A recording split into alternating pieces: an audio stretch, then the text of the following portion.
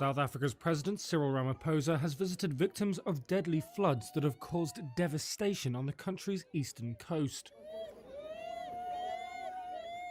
On Wednesday, authorities said the death toll had risen to 259. That's after heavy rain and mudslides the day before. Ramaphosa said the government would do everything in our power to help, but for some, there's little, if anything, that can soothe their pain.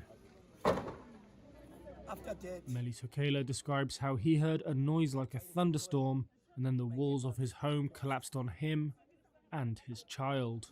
My neighbors, they tried to assist me. It took 2 hours. After 2 hours, I will survive. But unfortunately, my child.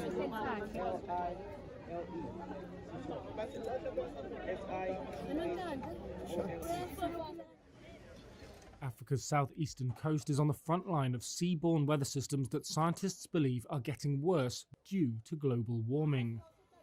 It's a situation that they predict will get far worse in the decades to come.